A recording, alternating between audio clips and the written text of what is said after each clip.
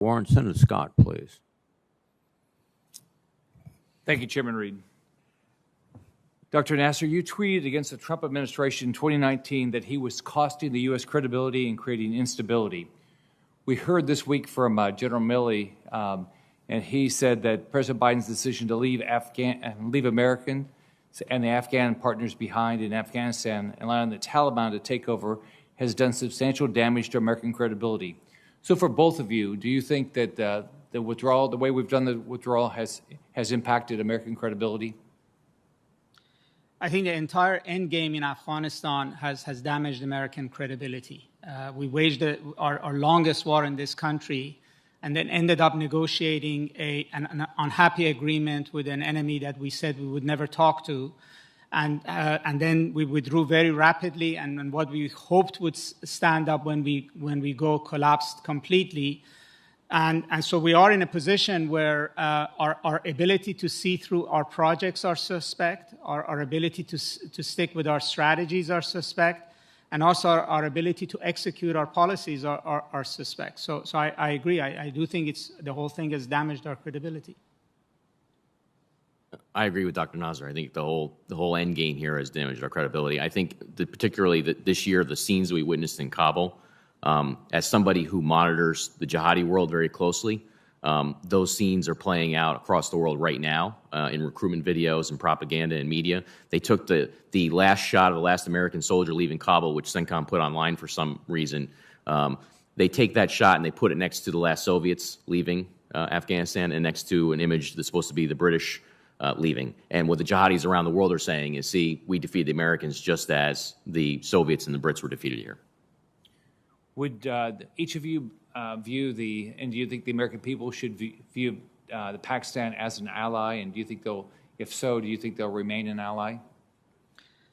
Pakistan was not an ally on our project in Afghanistan. Their interests were not aligned with ours. They wanted a different kind of government in Kabul, and they bet on the Taliban to bring it about. And we continuously were trying to square the circle with the Taliban and with Pakistan, and it didn't work. No, Pakistan is not our ally. Pakistan was the Taliban's ally, and they helped defeat us in this war. So who right now, based on our lack of credibility and just not the lack of relationships, who's going to be our ally over there to fight terrorism? Among the major countries that are around Afghanistan, we don't have a very obvious ally because China, Iran, and Russia are not likely to be cooperating with the United States closely on counterterrorism. Pakistan remains to be seen. We might get some things from Pakistan on the margins, but not if it means bringing down the Taliban or completely changing the composition in Kabul. So we're left to be working with our Persian Gulf Arab allies like Qatar, UAE, or with Uzbekistan and the like on these sets of issues. So we don't have an obvious strong ally over there. I agree with that, too. I think we don't have an obvious strong ally. We certainly don't have any allies in theater right now.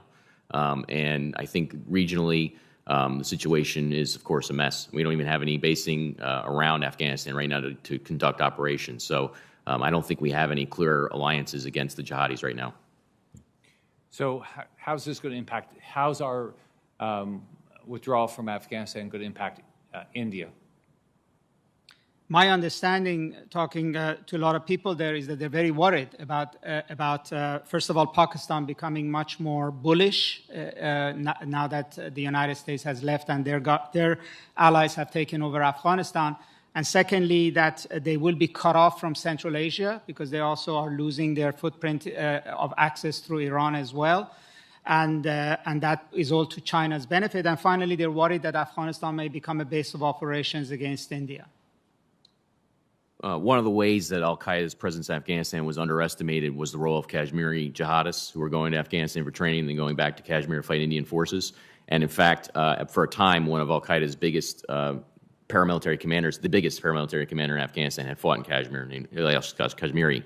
They've had their sights on Kashmir and fighting Indian forces there all along. I expect to see an uptick in operations there. There's also a footprint, a terrorist cellular footprint in India itself, and I expect you're going to see more operations inside India. Thank you. Thank you, Chairman Reed. Thank you,